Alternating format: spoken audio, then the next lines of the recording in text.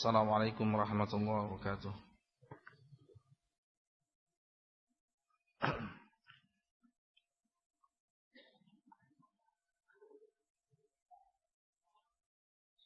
Alhamdulillah nahmaduhu ta'ala wa nasta'inuhu wa nastaghfiruh wa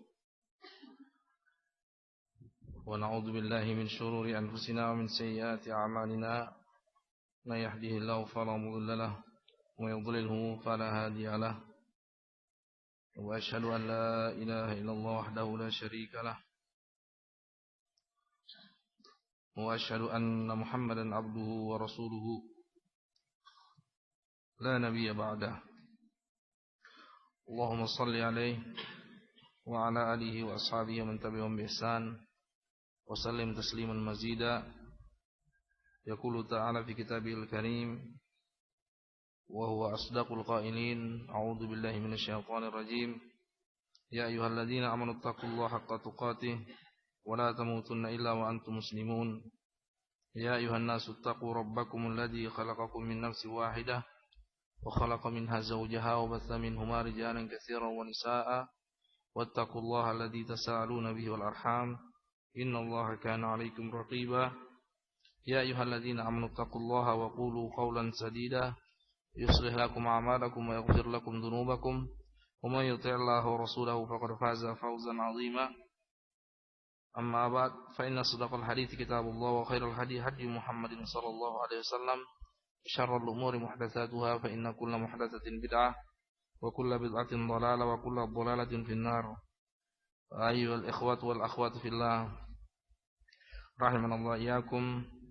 Alhamdulillah, kembali kita diberikan taufik oleh Allah SWT untuk bertemu kembali dalam majlis ta'lim ini. Dan insyaallah ta'ala sebagaimana biasa kita akan lanjutkan pembahasan kita dari kitab Bulughul Maram karya Al-Imam Al-Hafidh Ibn Hajar Al-Asqalani Asy-Syafi'i rahimahullah ta'ala, yang mana kita sudah masuk ke bab Al-Adzan wal Iqamah. Ikhwani fid din wa akhwati fillah rahimanallah iyyakum.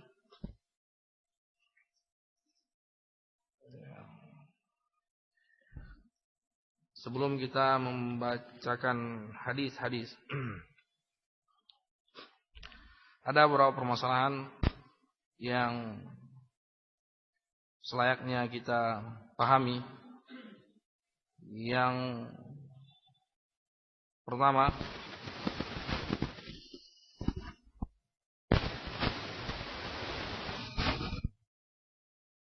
bahwasanya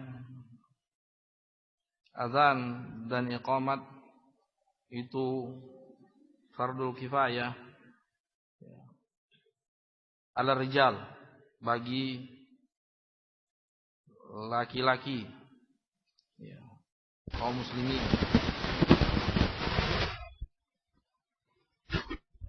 Bagaimana datang dari sahabat yang mulia Ibnu Umar mauqufan, dari perkataan Ibnu Umar bahwasanya kewajiban adzan dan iqamat ini untuk laki-laki, bukan untuk perempuan.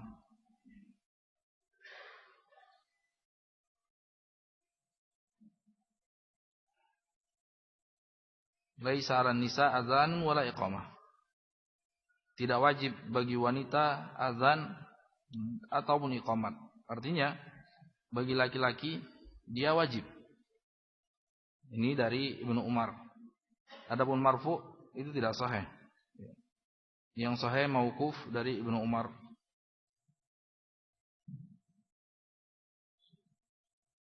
Sampai dikatakan oleh Al-Imam Al-Wazir Ibnu Hubairah Al-Hambali, ajma'u ala annahuma la yusra'ani lahunna wa la yusannan wa yajiban ala sahih hadaran wa safaran falam yakun sallallahu alaihi wasallam yad'uhuma hadaran wala safaran. Ulama sepakat bahwasanya azan dan iqamat tidak disyariatkan bagi wanita dan tidak pula disunnahkan. Dan diwajibkan bagi laki-laki, ya, itu apakah dalam keadaan muqim ataukah dalam keadaan safar. Artinya safar tetap disyariatkan azan, wajib azan kalau sekiranya mungkin di daerah tersebut tidak ada azan. Sebagaimana Rasulullah SAW tidak pernah meninggalkan azan itu karena ketika beliau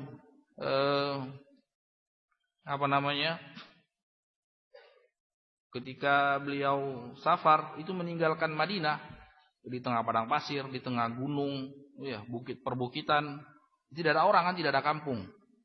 Ya.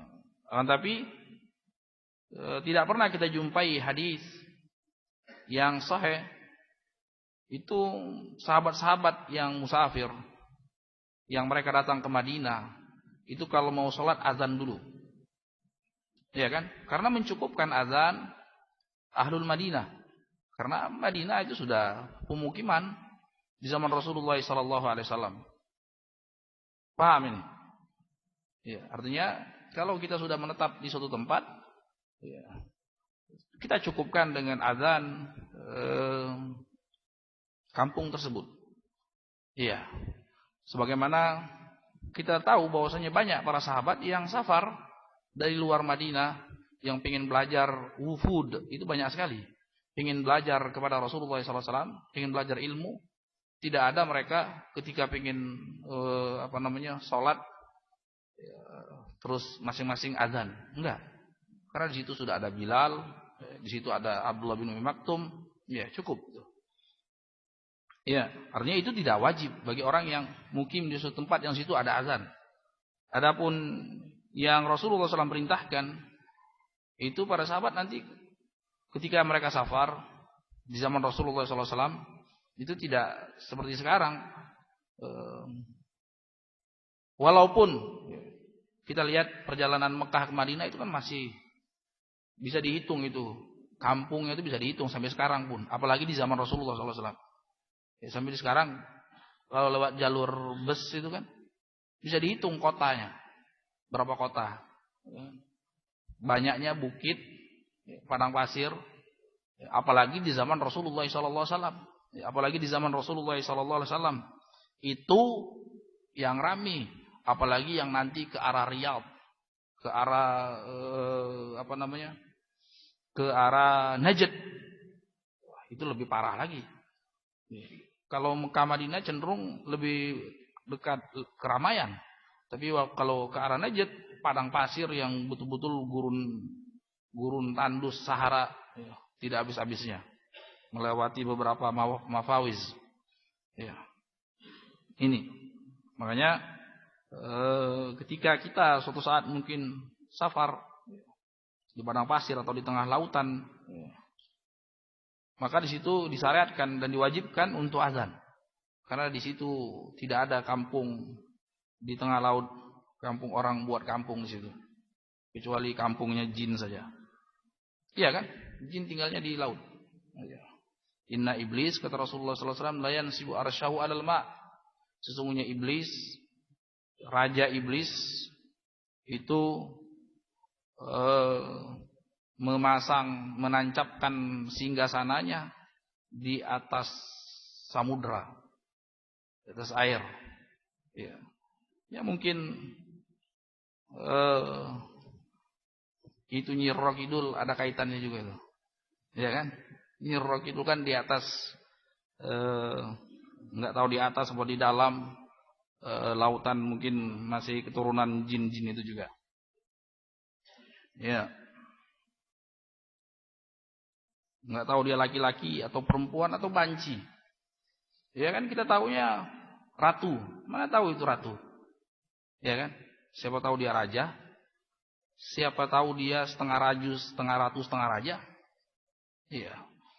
Yang jelas bahwasanya iblis itu menancapkan singgasananya di lautan.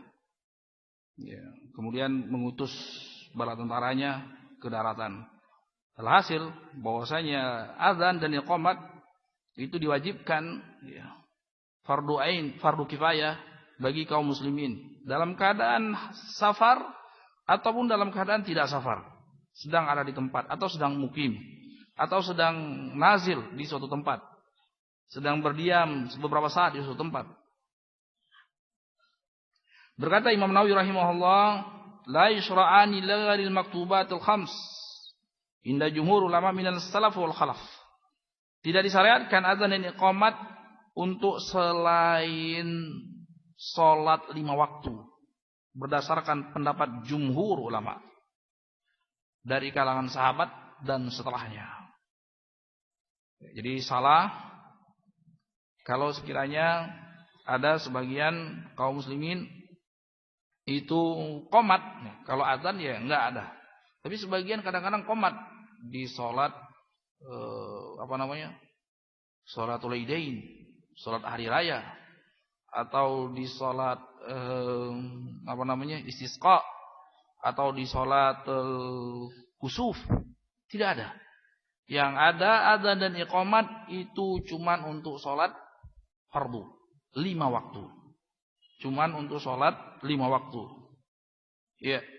Adapun salat kusuf itu cuman nida saja, panggilan as-salat jami'ah, itu saja. Ya, itu saja. Adapun salat Id, Idul Fitri, Idul Adha tidak disyariatkan. Tidak azan, tidak iqamat, tidak juga nida. Ya. Kenapa? Karena hal tersebut adalah ibadah, dan ibadah harus ada contohnya dari Rasulullah SAW. Harus ada izin dari yang membuat syariat. Yang membuat syariat adalah Allah Subhanahu wa taala.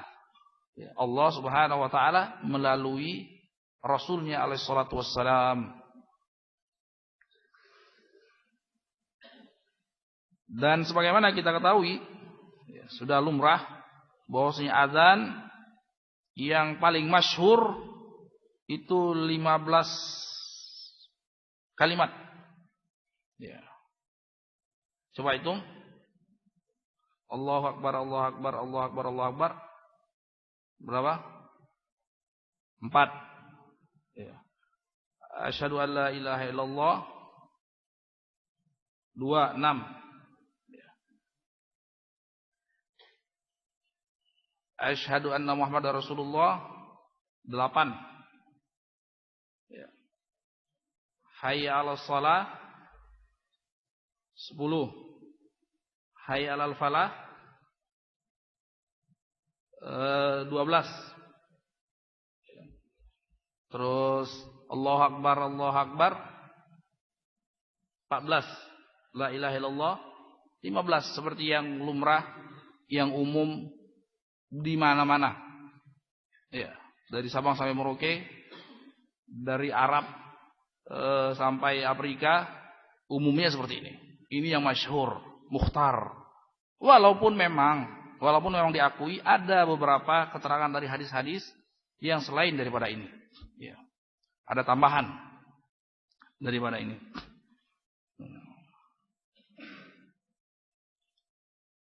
Tapi itu yang masyhur. Ya. Dan karena itu masyhur, ya untuk aspek kemasyarakatan, sosial, jangan cari yang selain masyhur. Kecuali antum buat kampung sendiri, pergi ke Irian Jaya, buka lahan 50 hektar persegi, pasang ikhwan di sana 500 kakak, buatlah sesuai suka-suka apa yang ada pada sunnah. Ya, amalkan di situ. Ya kan? Tapi kita hidup bermasyarakat. Ya, selama hal-hal tersebut, ya, suatu perkara itu bukan suatu perkara yang prinsip. Suatu perkara bukan perkara prinsip, masih bisa dilakukan, masih bisa A, masih bisa B. Jangan kita memaksakan perkara-perkara yang tidak mereka pahami. Ya. Sebagaimana dikatakan oleh sahabat yang mulia Abdullah bin Mas'ud, sebagian riwayat marfu, "Ma anta bi muhadditsin qauman lam yablughu uqulum illa kana bi ba'dihim fitnah." Tidaklah kita menyampaikan suatu hadis, suatu pesan yang mereka itu asing bagi mereka. Ya, asing, maka pasti akan ada fitnah di situ. Pasti akan ada fitnah. Ya, pasti akan ada fitnah. Betul, misalnya hampir wajib salat pakai sandal, pakai alas kaki. Ya, Rasulullah SAW bersabda, "Khaliful Yahud, fa innahum la yusalluna fi ni'alim wala khifafihim." Tampil bedalah dengan orang-orang Yahudi. Janganlah kalian menyerupai orang-orang Yahudi, karena sesungguhnya mereka tidak salat di atas sandalnya atau di atas alas kakinya. Iya kan? Ini apa? Hukum asalnya tampil beda dengan Yahudi, apa hukum asalnya? Wajib kan? Tapi di sini berdasarkan keterangan-keterangan hadis yang lain, ternyata salat memakai sandal itu cuma sunnah. Ya. Dan kita lihat bagaimana pengamalan ulama rahimahullah ta'ala, yang lebih berilmu dari kita, yang lebih bertakwa dari kita, yang lebih bersemangat dalam menjalankan syariat Allah Subhanahu wa ta'ala dari kita. Kita lihat mereka tidak memaksakan di masjid-masjid mereka untuk sholat pakai sandal. Ya kan? Karena fitnah. Ya, karena fitnah. Artinya fitnahnya dikarenakan kejahilan umat. Dikarenakan kejahilan umat, sekian waktu perlu bertahap. Ya, sekian waktu perlu bertahap. Mereka bisa mengenal hadis Rasulullah SAW. Kenapa harus mengamalkan sunnah Rasulullah SAW? Apa dampaknya? Itu kan perlu sekian waktu. Ya, mentang-mentang terlalu semangat, baru sekali dua kali dengar hadis, langsung pulang ke rumah dia praktekkan. Ya, bisa dikafirkan orang sekampung. Ajaran baru lagi ini. Ya kan? Nah, ini perlu ditimbang-timbang. Ya, yang demikian perlu ditimbang-timbang. Ya. Yang demikian perlu ditimbang-timbang. Ya. Sehingga Syekhul Islam Ibnu Taimiyah rahimahullah taala dalam banyak tulisannya itu menegaskan bahwasanya bisa jadi seseorang punya keyakinan ada dalam permasalahan yang diperselisihkan pendapat. Itu yang diperselisihkan pendapat, apalagi yang masih ada keterangan dari sunnah Rasulullah SAW. Ya. Diperselisihkan pendapat seperti misalnya baca bismillah jahar atau tidak jahar. Ya. Keras atau sir, pelan-pelan. Ya. Ini ahlul hadis, muhakkikin dari kalangan ahlul hadis itu mendoifkan hadis yang menjaharkan. Hadisnya mungkar, syad. Ya. Yang ada Rasulullah SAW bacanya sir. Akan tetapi dikatakan oleh Syekhul Islam, dalam permasalahan ini kalau kita menjadi imam di tempat orang-orang yang berkeyakinan yang rajih itu adalah menjaharkan, maka imam yang faqih dia pun menjaharkan. Ya, dia pun menjaharkan. Ya, ini penting untuk dimengerti oleh tulabul ilm dalam permasalahan ini. Ini dalam permasalahan yang khilafiyah, dia punya keyakinan lain. Ya, dia merajihkan mungkin yang sir. Tapi dalam suatu masyarakat, dalam suatu komunitas yang mereka sudah terbiasa, yang rajih bagi mereka itu adalah jahar. Ya, maka ketika itu pula selayaknya dia menjaharkan. Ini banyak disebutkan oleh Syekhul Islam Ibnu Taimiyah, disebutkan juga Ibnu Qayyim dan yang lain sebagainya.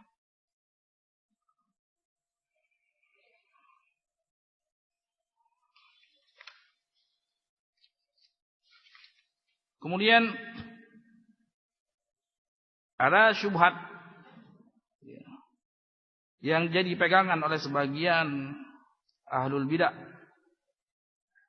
ahlul syubhat, tentang mikrofon. Iya.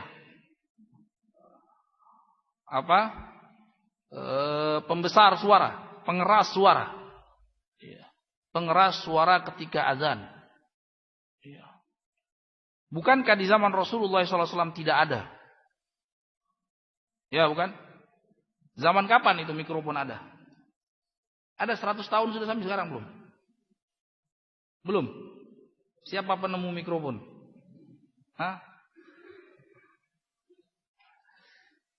Ya. Ini katanya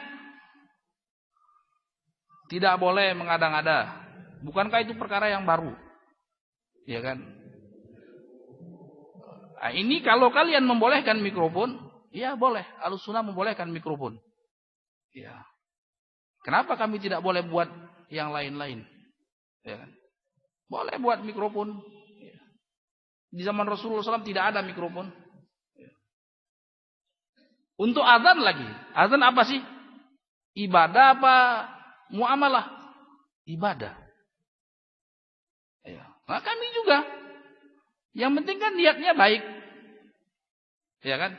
Kita buat acara-acara yang seperti misalnya maulid misalnya. Ya kan? Sama-sama saling mengakui. Ahlussunnah dan sebagian yang lain sama-sama mengakui bahwasanya itu tidak ada contohnya dari Rasulullah SAW. Tidak ada contohnya dari Abu Bakar, Umar, Utsman, Ali. Ya. Tidak ada contohnya dari kalangan tabi'in dan atba' tabi'in.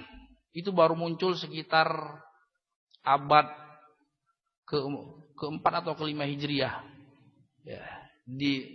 Sama-sama sepakat, sama-sama mengakui.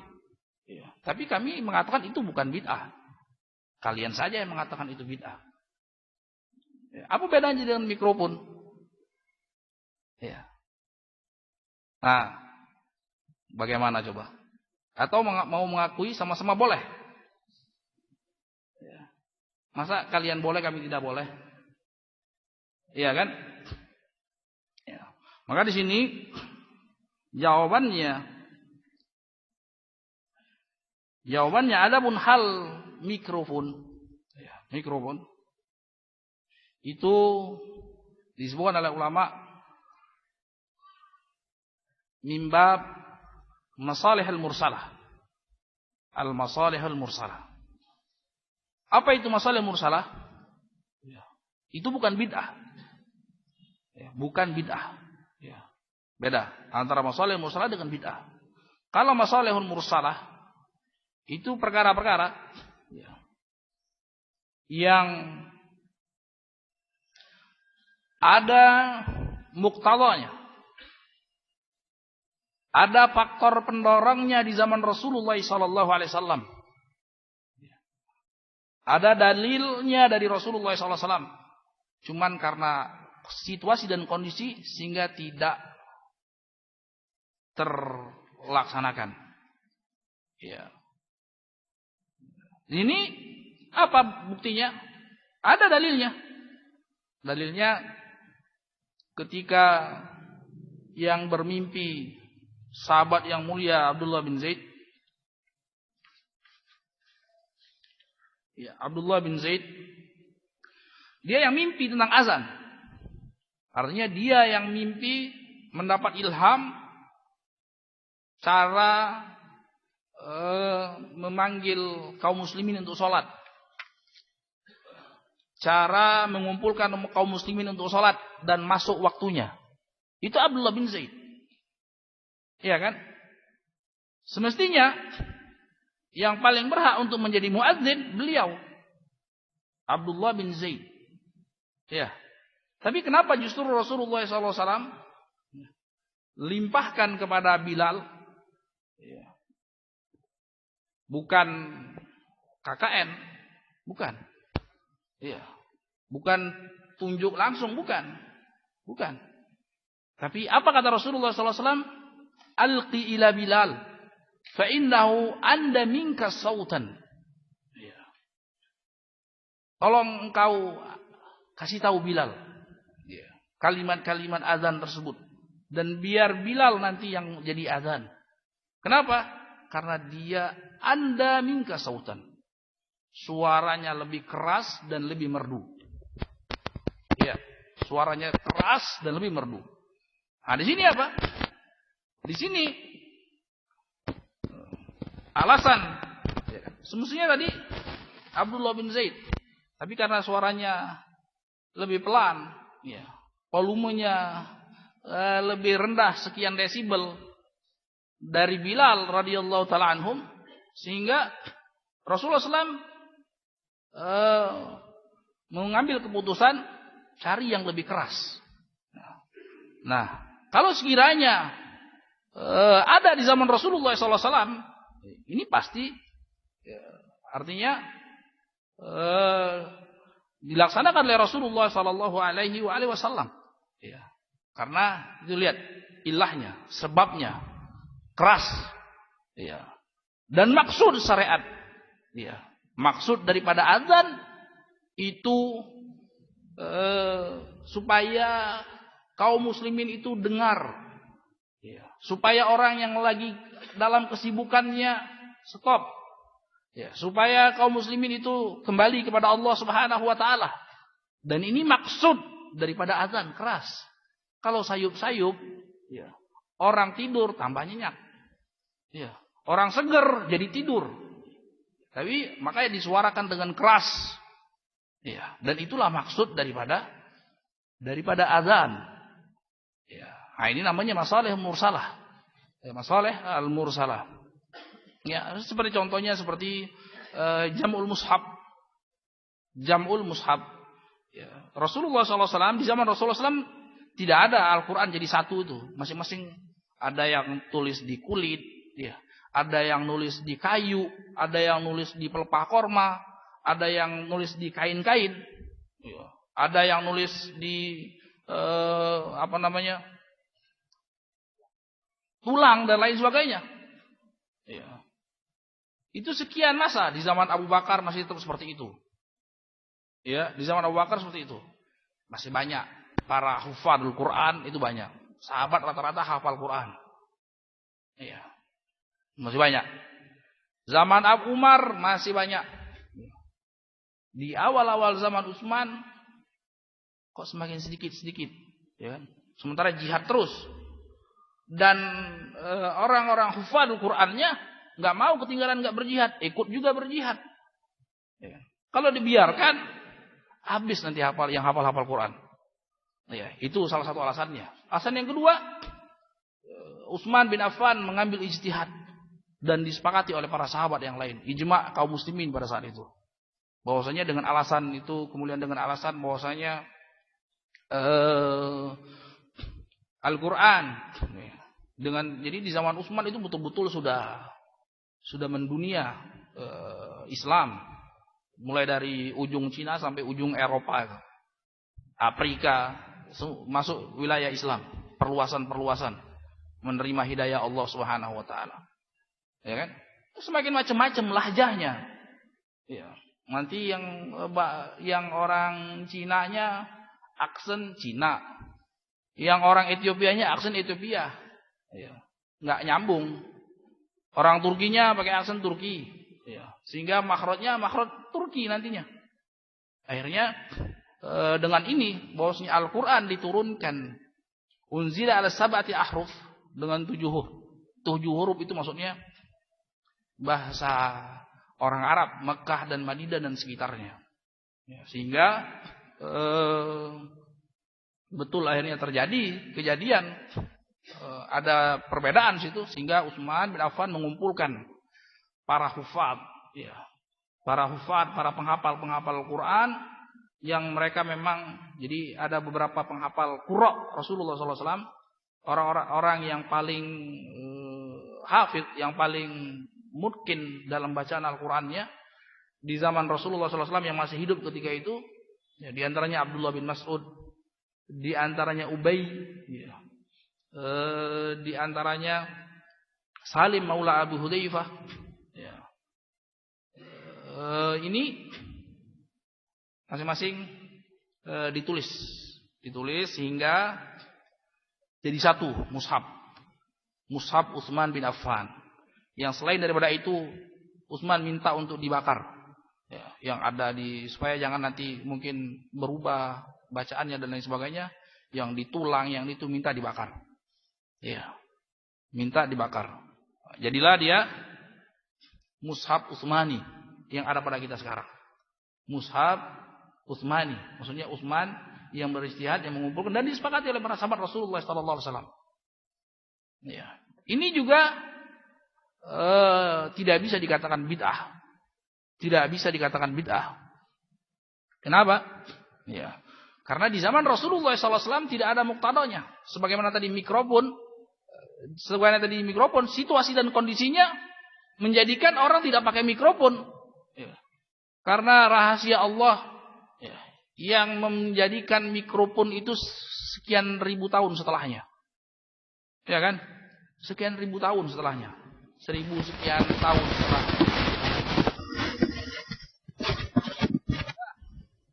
Utsman radhiyallahu ta'ala terkala melihat fenomena bahwasanya anjuran menghafal Al-Qur'an, ya.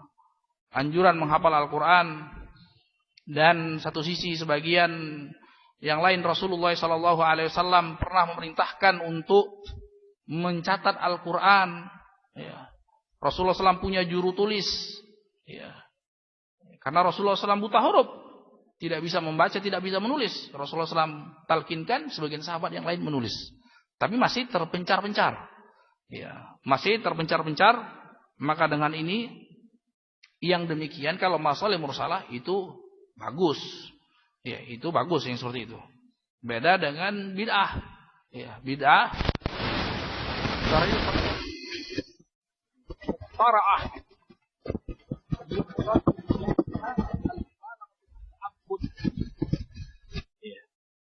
Adapun bid'ah suatu ritual, suatu ritual yang diada-adakan, yang tidak ada contohnya dari Rasulullah SAW baru, dimaksudkan dengannya menyaingi syariat, seolah-olah dia seperti syariat, seolah-olah seperti syariat. Seperti apa contohnya? Orang yang paling memahaminya tentu para sahabat Rasulullah SAW. Paling memahaminya para sahabat Rasulullah SAW. Seperti misalnya kisahnya Ibnu Mas'ud itu. Kisahnya Ibnu Mas'ud tatkala dia dilaporkan oleh Abu Musa al-Asy'ari radhiyallahu ta'ala anhu, ya, dia melihat sekelompok orang di Masjid Bani Hanifah di Kufah itu berkerumun, dipimpin oleh satu orang komandan zikirnya. Iya. Dipimpin. Iya. Halilu mi'ah. Tahlil 100 kali. La ilaha illallah, la ilaha illallah, la ilaha illallah. Kabbiru mi'ah. Takbir 100 kali. Allahu Akbar, Allahu Akbar, Allahu Akbar. Berkumpul mereka, Masya Allah. Syahdu. Khusyuk. Ya. Kemudian Abu Musa Al-Asy'ari radhiyallahu ta'ala anhu ingin mengingkari, cuman dia ingin lebih mantap, lebih kokoh lagi ucapannya.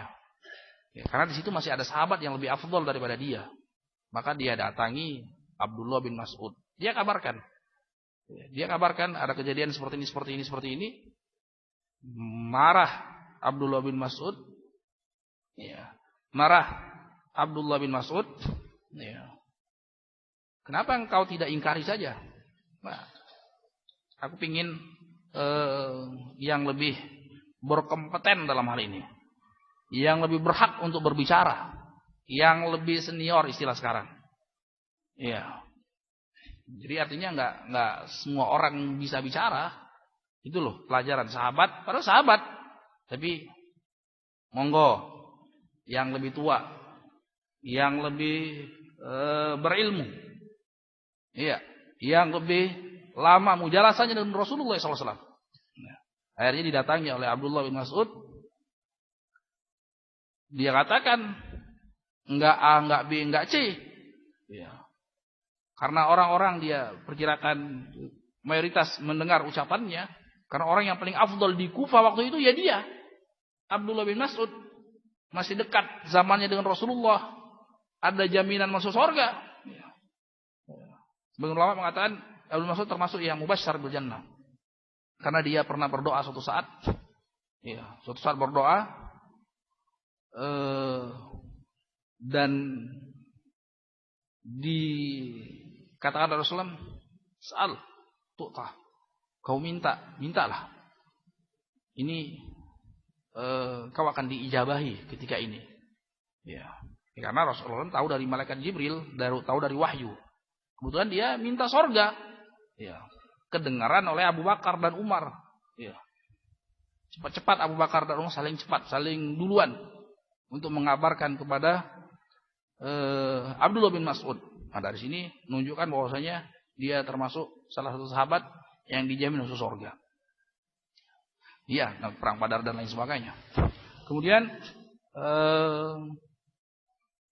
setelah dia lihat orang berkerumun, kemudian dengan tata cara seperti itu, langsung komentar Abdullah bin Mas'ud,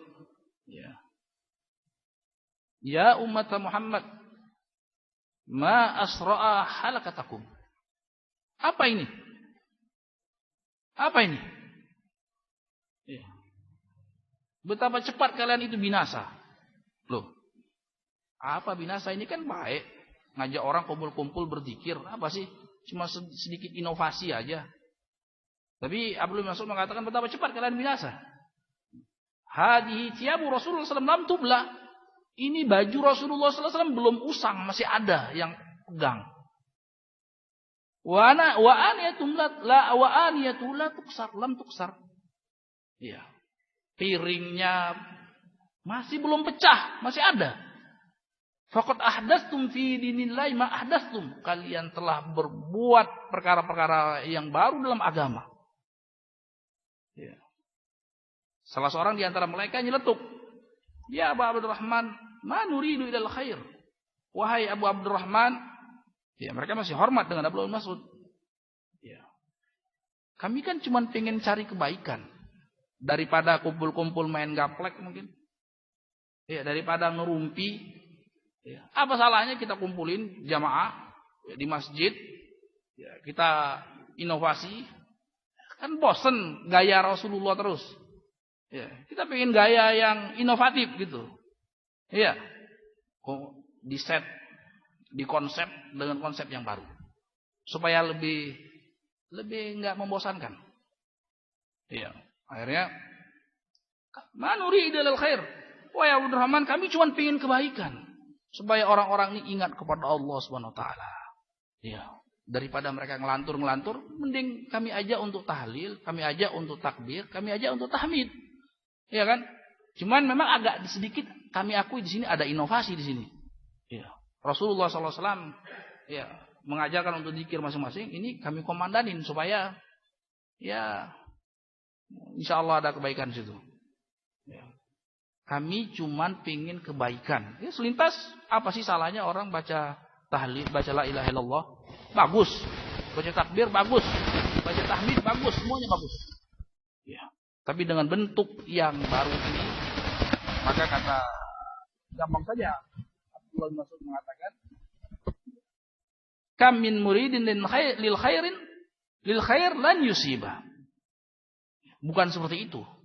Ya. Untuk mendapatkan kebaikan. Betapa banyak orang yang ingin mendapatkan kebaikan tidak sampai-sampai.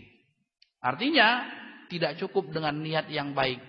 Yang penting kan niatnya tidak cukup. Tapi ada prosedur yang tepat.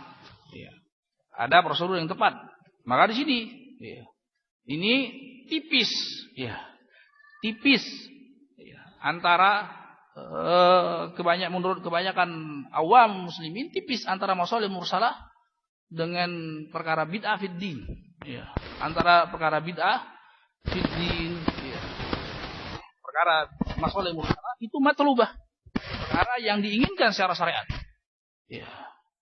Yang bisa jadi perkara tersebut menjadi wajib. Ya. Ya. Ya. Ma la yatimul wajib illa bi wajib. Ya. Atau ma la yatimut tarkul muharram illa bi wajib. Suatu perkara, ya, suatu perkara kewajiban yang tidak sempurna kecuali dengan perkara tersebut, maka dia bisa menjadi wajib. Maka dia bisa menjadi wajib. Banyak ini contohnya. Awalnya dia mubah, tapi dikarenakan maksudnya, ya, maka dia bisa menjadi wajib. Ya, al-ahkam. Namanya disebutkan oleh ulama al-wasail laha ahkamu maqasid. Ya, wasail, wasilah, mengantarkan kepada maksud, ya, mengantarkan kepada maksud, ya, mengantarkan kepada maksud. Banyak ini, ya, banyak. Ya, contohnya di dalam syariat, misalnya apa? Misalnya seorang hukum asalnya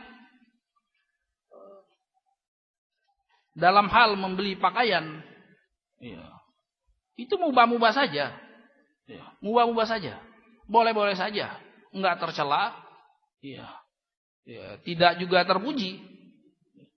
Tapi kalau sekiranya dia di suatu saat ternyata pakaiannya hilang, ya, kemudian sudah masuk waktu sholat, dia tidak bisa sholat kecuali harus beli pakaian tersebut, dan dia punya uang, maka ketika itu membeli pakaian bisa menjadi wajib.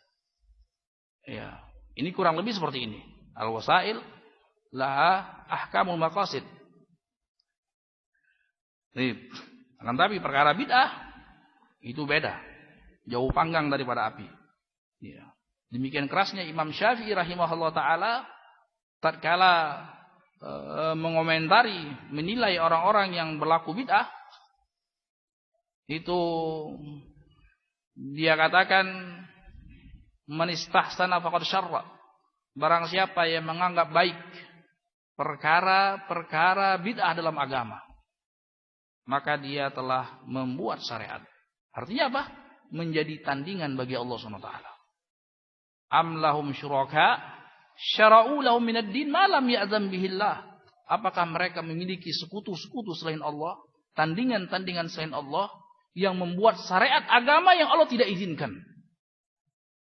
Iya. Ini bukan perkara yang ringan.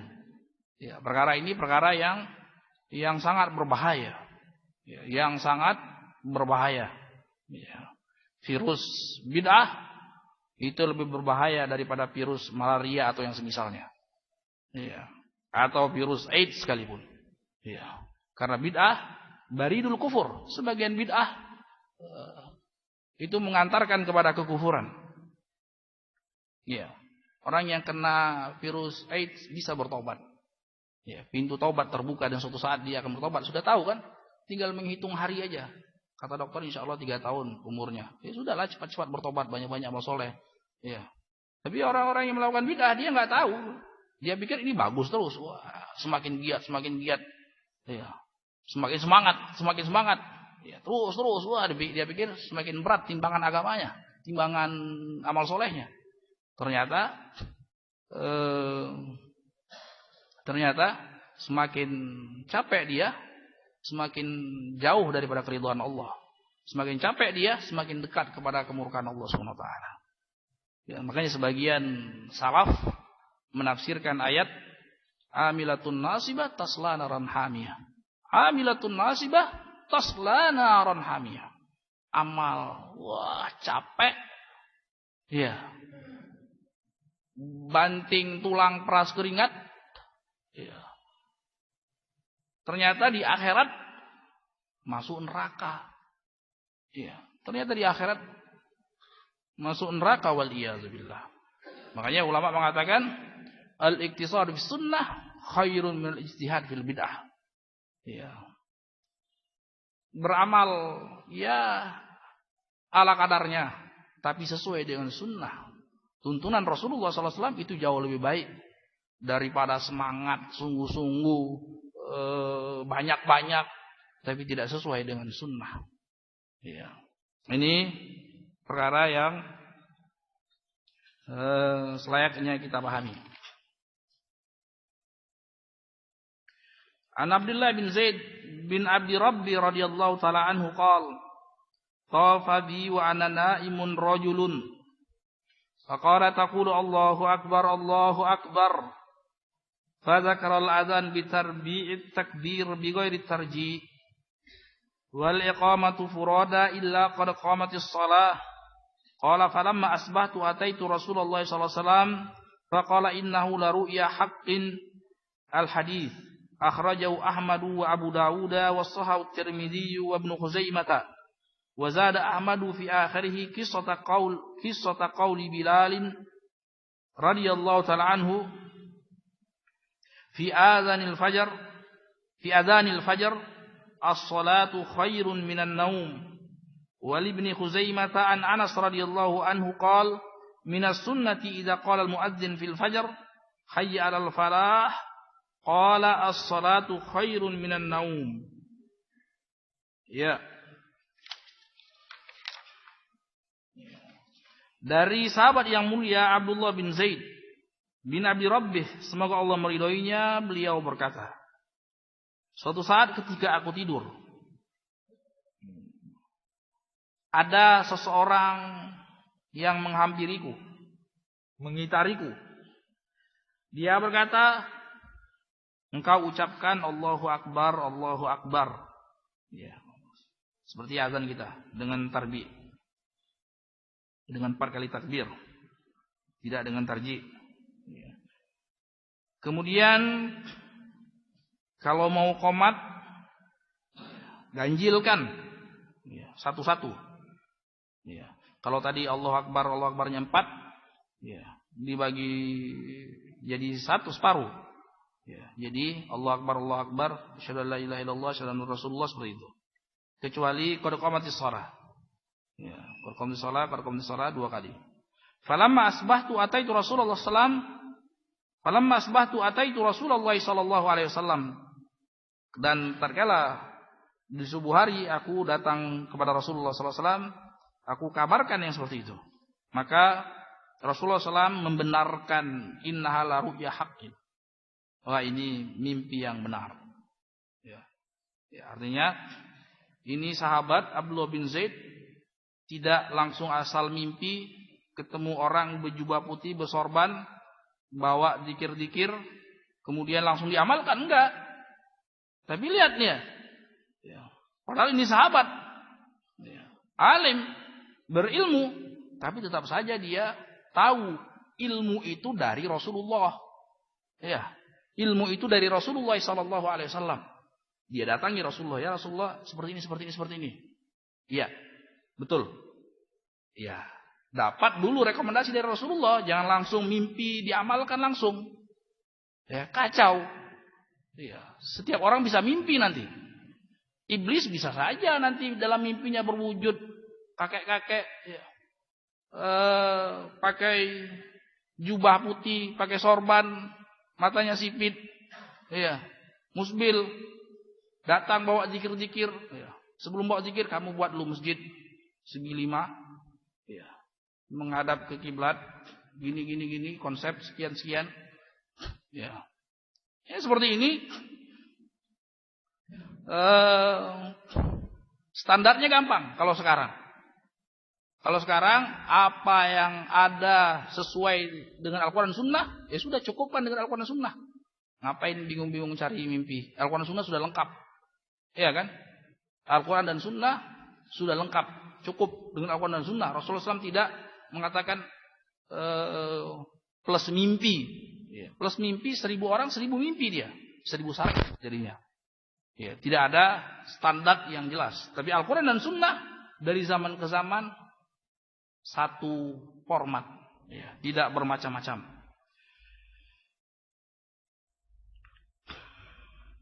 Hadis ini dikeluarkan oleh Imam Ahmad dan Imam Dawud, disahihkan oleh Imam Tirmidzi dan oleh Imam Ibnu Khuzaimah. Dan ditambahkan oleh Imam Ahmad di akhirnya tentang kisah Bilal, adapun untuk azan fajar, azan subuh, engkau tambahkan as-salatu khairum minan naum. Ya. Ya. Dan lewat periwayatan Ibnu Khuzaimah dari sahabat Anas, semoga Allah meridhoinya, perkara sunnah, termasuk dari perkara sunnah, seorang muadzin tatkala azan fajar atau azan subuh, setelah membaca hayya 'alal falah, bacalah as-salatu khairum minan naum. Ya. Ikhwan fi din wa akhwati fillah rahimanallahu iyyakum. Dari hadis ini bagaimana? Kita bisa ambil pelajaran. Yang pertama, kita lihat para sahabat Rasulullah SAW itu di zaman Rasulullah SAW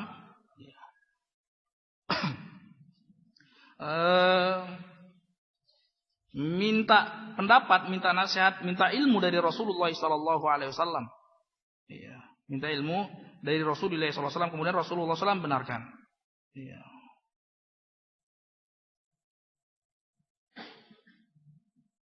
Iya. Kemudian hadis ini menunjukkan bahwasanya azan disyariatkan. Disyariatkan agar kaum muslimin itu mendatangi sholat ke masjid bagi laki-laki. Kemudian dari hadis ini disyariatkan di dalam azan untuk menggenapkan azan dua-dua. Takbir, kalau takbir jadi 4. Jadinya 15 jumlah, 15 kalimat. Kecuali la ilaha illallah, maka dia satu saja. Adapun iqamat itu satu-satu, ya, kecuali takbir dan qad qamatis shalah. Ya, itu kalau takbir kan tetap Allahu Akbar, Allahu Akbar. Karena kalau azan 4 kali, Allahu Akbar, Allahu Akbar, Allahu Akbar, Allahu Akbar. Ya, itu kalau azan. Adapun ketika qomat cukup Allahu Akbar, Allahu Akbar saja. Ya. Demikian juga qad qamatis shalah itu 2 kali. Adapun yang selain itu cukup 1 kali.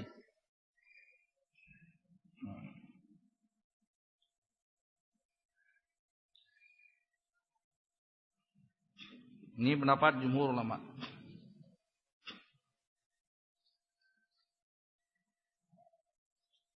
Yang afdal dari hadis ini, ya kan, bighairi tarji, itu tidak dengan tarji. Ya. Tarji itu apa? Ya. Muadzin membaca syahadatain, asyhadu an la ilaha illallah dengan asyhadu anna muhammadar rasulullah dengan suara pelan. Kemudian dia ulangi dengan suara keras. Iya. Ini ada, tapi tidak masyhur. Ya, tidak masyhur. Ini maksud ana yang maksud yang kita sebutkan di awal tadi untuk mungkin untuk sementara waktu jangan dipraktekkan.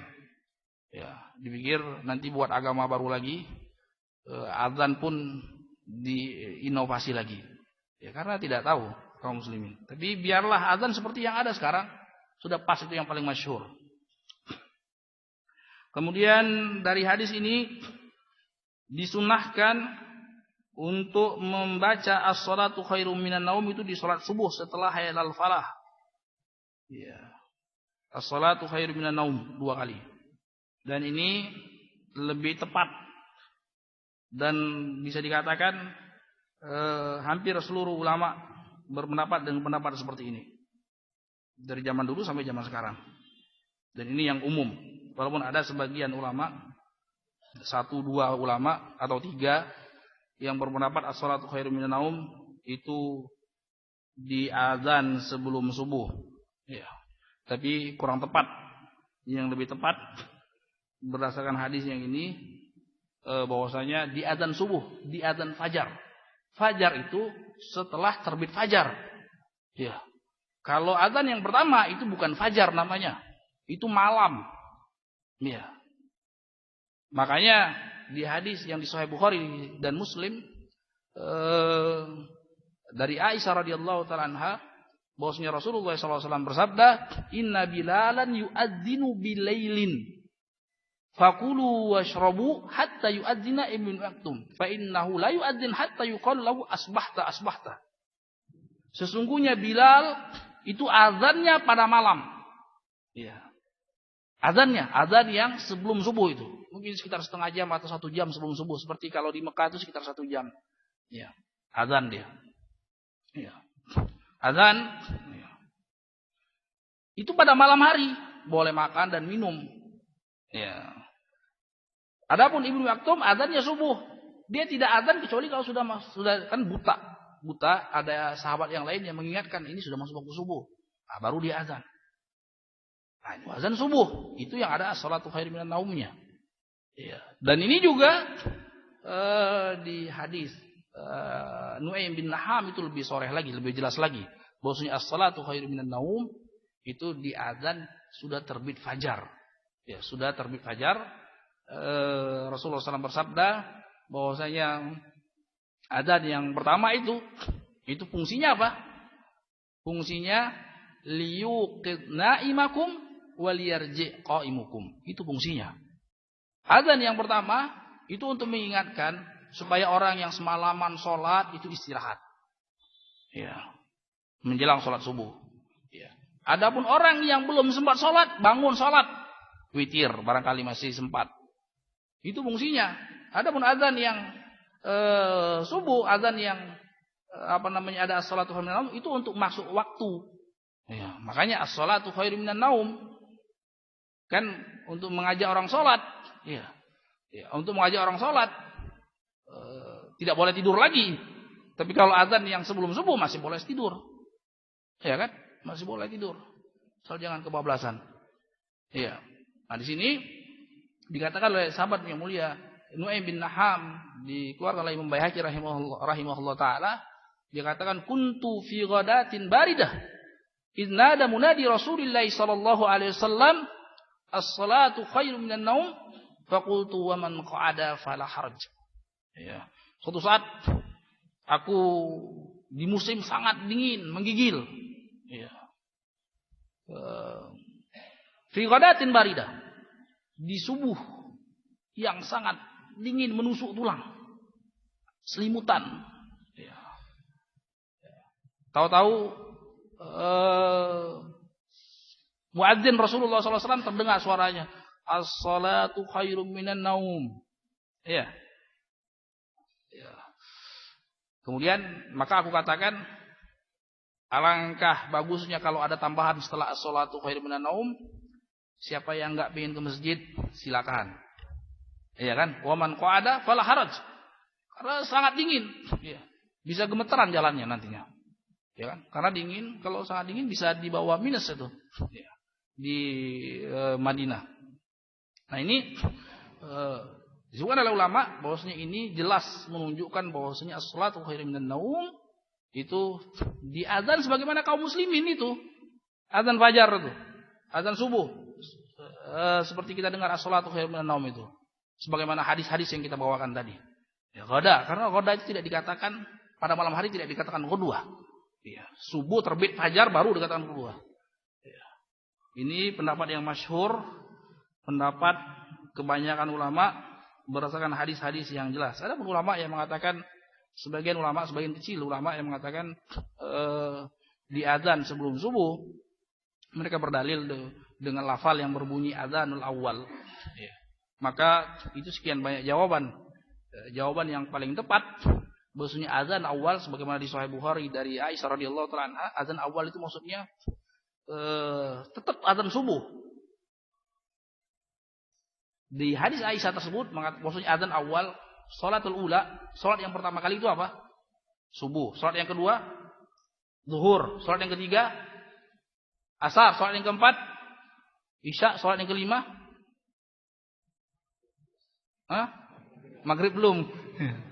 Iya, itu maksudnya. Azan awal itu maksudnya. Ini hadisnya di Sahih Bukhari dari Aisyah radhiyallahu anha, jelas mengatakan bahwasanya azan subuh yang pertama, salat yang pertama kali ya, dibandingkan dengan salat-salat yang lainnya. Paham? Itu maksudnya. Sebagai ulama di antaranya Syekh Ibnu Utsaimin ada menafsirkan dengan tafsir yang lain. Maksudnya azan yang pertama itu dibandingkan dengan qomat. Karena Rasulullah SAW juga mengitlakkan qomat itu azan. Rasulullah SAW bersabda, baina kulli adzanaini shalah. Di antara dua azan itu ada salat. Maksudnya apa? Azan dan qomat. Ya, dua tafsiran ini, tapi tafsiran yang pertama yang lebih tepat. Bahwasanya azan awal Itu bukan azan awal artinya sebelum subuh, bukan. Tapi azan subuh. Subuh dibandingkan dengan sholat-sholat yang lain itu sholat yang pertama. Jelas? Nah, di sini di Sahih Bukhari. Ya. Makanya dikatakan secara makna juga lebih tepat. As-salatu khairu minan naum. Salat lebih baik daripada tidur. Iya. Salat apa? Ya salat subuh maksudnya. Ya, kalau sebelum subuh masih boleh tidur. Iya kan? Kalau sebelum subuh masih boleh tidur. Ya. 1 jam sebelum subuh masih lega tidur. Masih puas tidur. Ya. Tapi ketika azan fajar ya sudah salat sekarang. Ya, jangan tidur lagi. Ya. Makanya dikatakan di sini as-salatu khairu minan naum, lebih pas secara makna sekalipun. Ya. Kemudian lebih pas karena untuk masuk waktu. Ya. Untuk azan fajar itu untuk masuk waktu salat. Adapun azan yang sebelum subuh 1 jam atau berapa menit sebelum subuh itu maksudnya tadi dikatakan oleh Rasulullah SAW liyuqidna imahum, supaya orang yang masih tidur dibangunkan, supaya yang sudah terlanjur semalaman suntuk sholat tidurlah istirahat. Iya, itu maksudnya. Ini lebih tepat secara makna.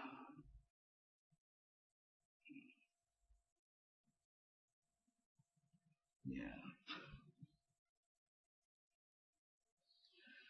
Adapun disebutkan oleh Syekh Bassam, apa hikmah beda antara azan dan iqamat? Kalau azan harus diulang-ulang, sementara iqamat tidak perlu diulang-ulang.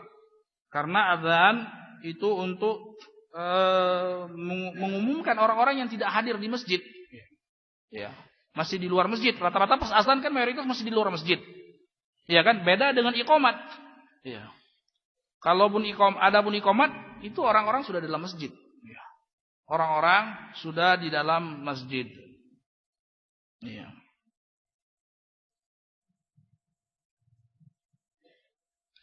Disebutkan oleh Al-Imam Ibnu Mulaqqin ada 4 hikmah dari azan. Ini penting untuk diketahui. Yang pertama, izharu syiar Islam, menampakkan syiar Islam. Ini luar biasa, syiar azan ini luar biasa. Makanya antum bisa pastikan tidak mendengar azan di negeri kafir. Sempit sesak dada kita. Kalau mendengarkan azan luar biasa. Tenang, nyaman. Kemudian hikmah yang kedua kalimat tauhid. Di situ ada la ilaha illallah. Ya, syahadatain. Syahadu anna Muhammadar Rasulullah, syahadu an la ilaha illallah, syahadu anna Rasulullah. Kemudian yang ketiga, i'lam bidukhulil waqt as-shalah wa makaniha. Mengumumkan bahwasanya waktu sudah masuk untuk salat. Ya, dan mengumumkan tempatnya di masjid untuk laki-laki. Kemudian yang keempat, ad-du'a ilal jamaah, mengajak untuk berjamaah. Ya. Kemudian enggak apa-apa kita sebutkan lagi di sini, ditambahkan oleh Syekh Bassam, ada beberapa kesalahan di antaranya, sekian banyak kesalahan. Kalau mau dihitung-hitung ya banyak sekali. Tapi disebutkan di sini yang umum-umumnya. Seperti misalnya ketika membaca asyhadu, A-nya panjang. Ya. Asyhadu an la ilaha illallah. Itu maknanya beda. Kalau asyhadu an la ilaha illallah, saya bersaksi bahwasanya tidak ada ilah, tidak ada sembahan yang berhak untuk disembah kecuali Allah. Tapi kalau asyhadu an la ilaha illallah, artinya apakah aku akan bersaksi bahwasanya tidak ada zat yang disembah kecuali Allah? Wah, kan bahaya. Masih enggak yakin dengan la ilaha illallahnya. Ya kan? Ini bahasa Arab, bukan bahasa Indonesia yang boleh dipelintir-pelintir maknanya tetap sama. Ya kan? Bahasa Arab terpelintir sedikit bagaikan langit dan bumi. Ya. Seperti sering kita contohkan, orang membaca Al-Fatihah Alhamdulillahirabbil alamin dengan ha. Tahu-tahu sering kita dengar kadang-kadang baca Alhamdulillahirabbil alamin. Alhamdulillahirabbil alamin. Yang tadinya segala kepujian, segala kemuliaan, segala kesempurnaan milik Allah, tapi dengan Alhamdulillahirabbil alamin, kebinasaan dan kematian bagi Allah SWT. Wah kan? Jauh. Iya, makanya perlu belajar beda hak dengan hak. Hak dengan hak tipis kan? Nah ini juga asyhadu an la ilaha illallah tapi dibaca supaya lebih mantap nyanyiannya. Asyhadu an la. Ternyata maknanya bisa kalau tidak sadar maknanya kufur kan? Ragu untuk bersaksi la ilaha illallah. Apakah aku harus bersaksi? Ya, apakah aku akan bersaksi? Bosnya tidak, ya kan? Jauh sekali maknanya. Cuman sekedar pengen, yang paling sering, ya mungkin belum pernah belajar azan, nggak ada yang azan baca deh. Biasanya. Pengen menyesuaikan intonasi, la-nya tidak panjang. Asyhadu an la ilaha illallah. Ya. La-nya tidak panjang, pendek. Ya, semestinya tadi asyhadu an la ilaha illallah, panjang la-nya panjang. Aku bersaksi tidak ada sembahan yang berhak untuk disembah kecuali Allah.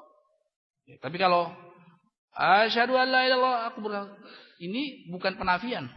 Ya, bisa bahaya, bisa wahdatul wujud. Ya, artinya aku bersaksi bahwasanya sembahan-sembahan selain Allah itu juga Allah. Iya kan? Sering itu dengar. Pengen menyesuaikan nada, la-nya pendek. Ya, padahal la-nya kasih panjang. 4 atau 6. Ya. Asyhadu an la, panjang. Ini enggak pengen menyesuaikan dengan nada. Asyhadu an la ilaha. Jadi penekanan, aku benar-benar bersaksi bahwasanya yang disembah-sembah selain Allah itu juga Allah. Wah, dengan mantap kan? Ternyata jauh. Demikian juga Allah Akbarnya panjang banget. Allahu Akbar, Allahu Akbar. Pernah dengar kan? Sering. Itu artinya bukan Allah Maha Besar. Allah itu. Wah. Kan bahaya. Itu penghinaan kan? Allah Maha Besar, zatnya Maha Besar, tapi Allah itu ya besarnya seperti ketipung. Iya kan? Ya. Ini kan bahaya. Berarti perlu belajar kan? Ya. Minimal belajar azan. Syukur-syukur bisa belajar bahasa Arab. Syukur-syukur bisa belajar tajwid. Demikian juga wakaf di ilah. Ya, asyhadu an la ilaha illallah, salah juga. Tapi tidak separah yang tadi. Ya.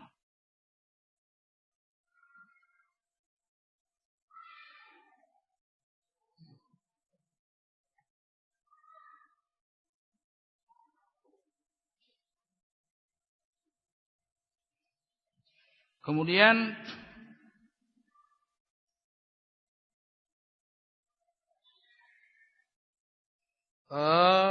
ketika hayya 'alas shalah itu haknya tidak kelihatan. Haknya. Ya. Hayya 'alas shalah tidak kelihatan. Ini shalah itu neraka. Mari kita ke neraka. Mari kita ke api, nyemplung ke api. Ya.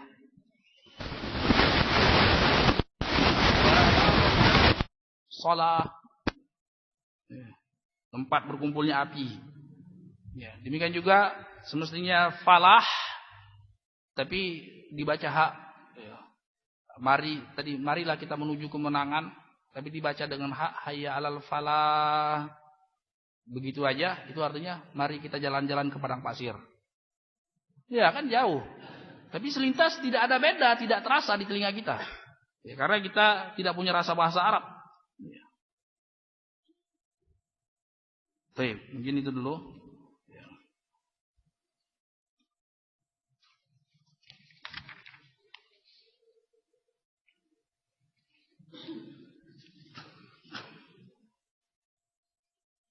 Apakah disunahkan adzan dan iqamah pada bayi yang baru lahir?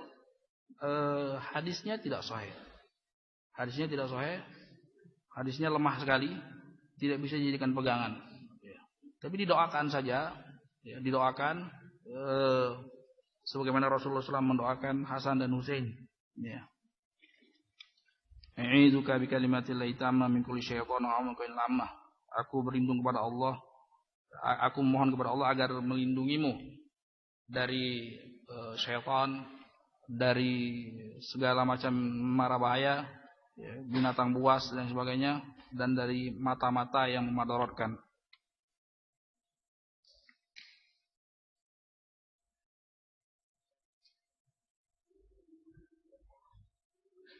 Seorang yang sabar mencukupkan azan dengan azannya orang kampung, suatu kampung yang dia singgahi. Apakah ini juga untuk iqamat? Iya. Tetap iqamat. Iya. Tetap iqamat. Iqamatus salat, bagaimana orang yang iqamat melafadzkan Allah Akbar cuma 1 kali, 2 kali. Ada sebagian ulama, tapi mayoritas ulama menyebutkan 2 kali. Sebagaimana tadi telah kita bahas.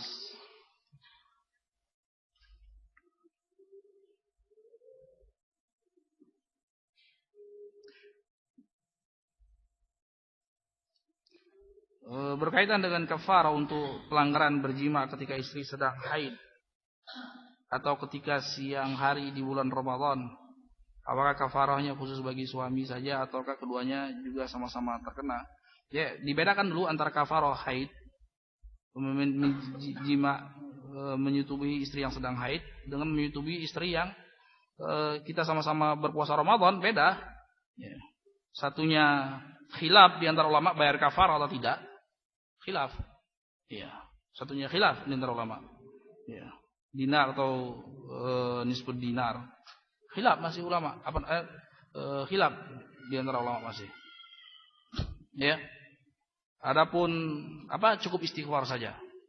Adapun kafarah di bulan Ramadan, jima menyetubui istri di bulan Ramadan, ini sepakat para ulama, dan kafarahnya mughalladhah.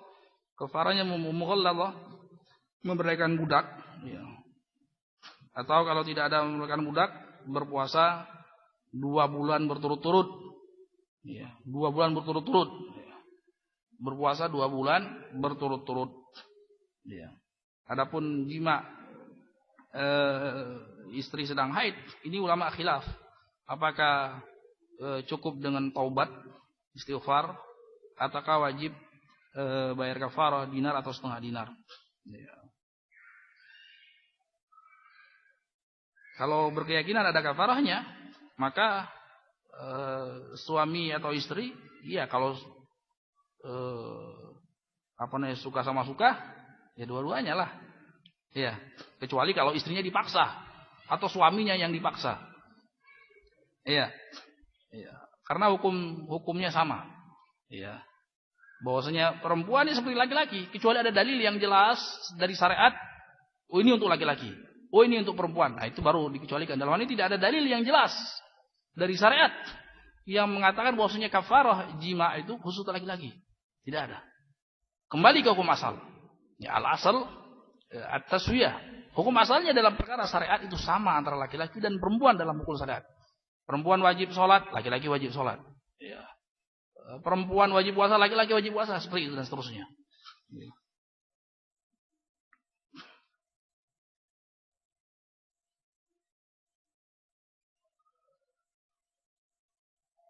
Ketika wanita haid larangan membaca Al-Quran, apakah mutlak ataukah masih boleh jika dengan hafalan ini? Apakah diharamkan hanya dengan memegang mushaf?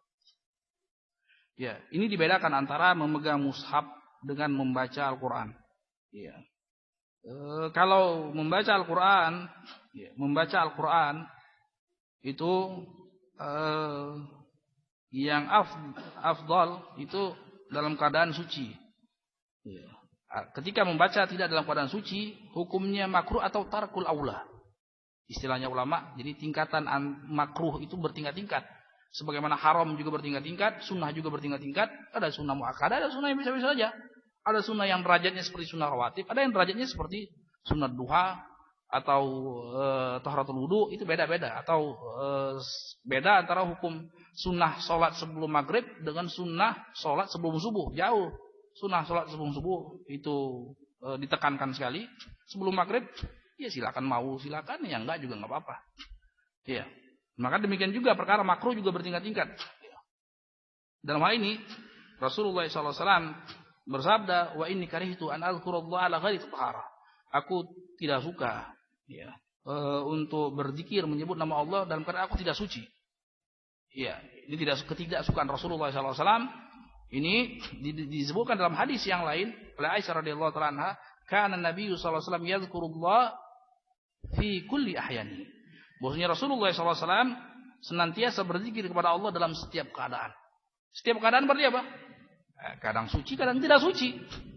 Nah, di sini ulama mengatakan bahwasanya di sini tarkul aula. Ya, meninggalkan perkara yang afdal. Yang afdal adalah bersuci. Itu dalam membaca Al-Qur'an. Dalam hal menyentuh mushaf, ini ada hadis yang lain. Ada hadis yang lain.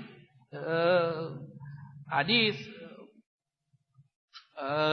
mursal Zuhri, secara sanad mursal, tapi secara matan makbul. Aimatul Hufat, imam-imam hafid, para muhaddisin menerima hadis ini.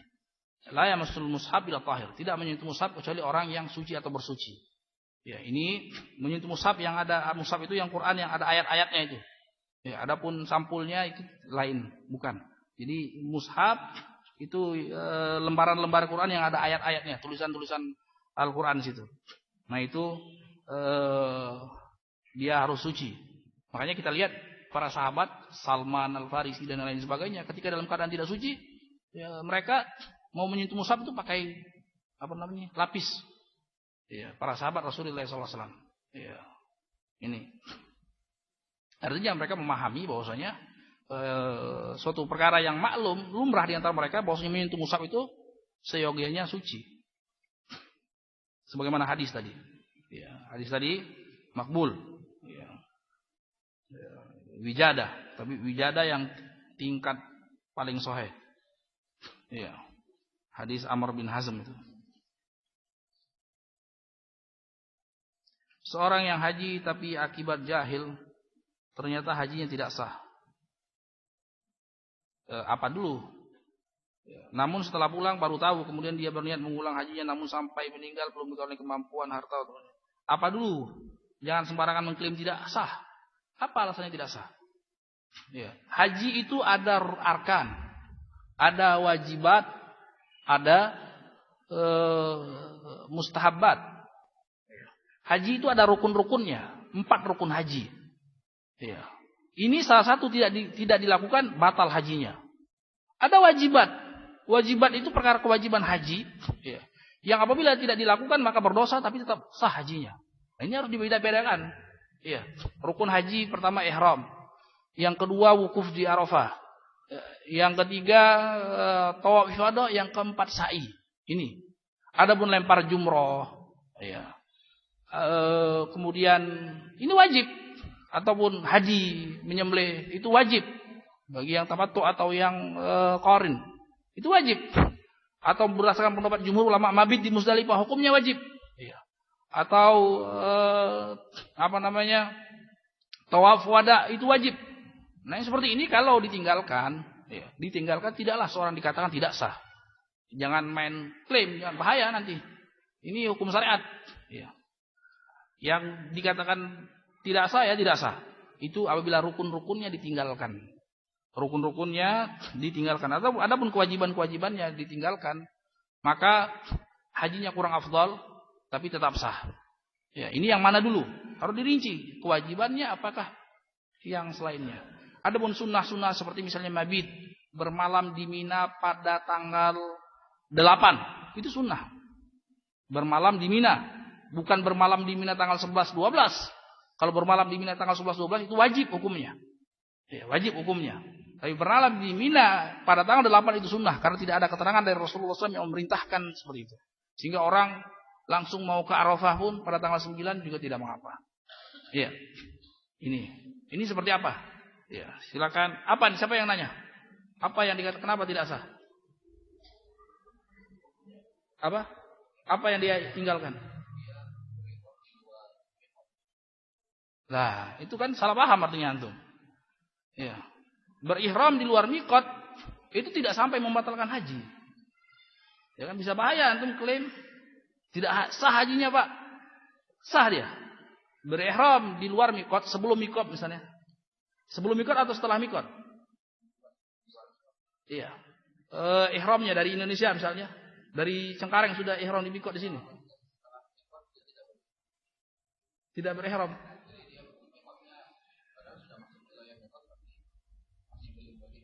Jadi ihramnya di mana? Mekah baru ihram. Itu tetap sah. Itu cuma meninggalkan kewajiban saja. Ya, tetap sah. Jadi orang seperti orang Indonesia. Sebagian jemaah haji itu kalau dari Indonesia itu mereka langsung ke Jeddah. Ya. Langsung ke Jeddah itu otomatis sudah masuk mikot. Ya. Sudah masuk mikot, mereka belum ihram. Baru ihram di Jeddah. Ini dia meninggalkan suatu kewajiban daripada kewajiban haji, bukan rukun. Iya. Dia meninggalkan kewajiban dari kewajiban haji yaitu ihram dari mikot atau minimal sebelum mikot sebelum mikot. Iya. Jangan setelah masuk mikot baru ihram. Iya. Setelah masuk mikot baru ihram dia meninggalkan kewajiban haji. Pendapat mayoritas ulama dia bayar nyembelih kambing. Iya, nyembelih kambing dibagikan fuqara yang ada di Mekah. Iya. Ini jelas insyaallah. Jadi dibedakan. Orang yang tidak ihram, ya, dibedakan dengan orang yang ihramnya baru di dalam mikot. Ya, ihramnya baru di dalam mikot, sudah masuk mikot di Jeddah baru ihram. Itu dia meninggalkan kewajiban. Semestinya di Yalamlam itu mungkin sekitar setengah jam masih di pesawat itu. Sudah ihram. Makanya dianjurkan kalau langsung ke Jeddah, dari Jeddah langsung ke Mekah itu dianjurkan sebelum naik pesawat sudah pakai baju ihram supaya tidak ribet-ribet lagi sampai nanti petugas haji yang mengumumkan sekarang 5 menit lagi masuk Yalamlam, nah baru talbiyah. Ya. Labbaik Allahumma umratan dan seterusnya, baca talbiyah seterusnya. Ini. Ya, kecuali kalau dia ke Madinah dulu. Ke Madinah enak mampir di Dzul Hulaifah atau Masjid Bir Ali, dia ihram dari sana. Tapi yang jadi muskilah itu orang yang langsung ke Jeddah. Langsung ke Jeddah, dia mau tidak mau dia harus melewati miqat. Baru ihramnya di Jeddah. Ya, dan ini meninggalkan kewajiban yaitu ihram dari miqat. Berdasarkan pendapat jumhur ulama cukup baginya untuk titip orang, ya, titip orang. Baik beli kambing di sana, sembelih di sana. Bagi kepada kaum fuqara yang ada di haram. Iya. Iya. Tapi tadi jangan dibilang hajinya tidak sah, bahaya. Iya, hajinya tetap sah. Sudah masuk. Baik, kita coba sampai sini billahi taufik. Wassallallahu ala nabiyyina Muhammad wa ala alihi wa ashabihi wasallam. Walhamdulillahirabbil alamin. Subhanakallahumma hamdika asyhadu an la ilaha illa anta astaghfiruka wa atubu ilaik. Wassalamualaikum warahmatullahi wabarakatuh.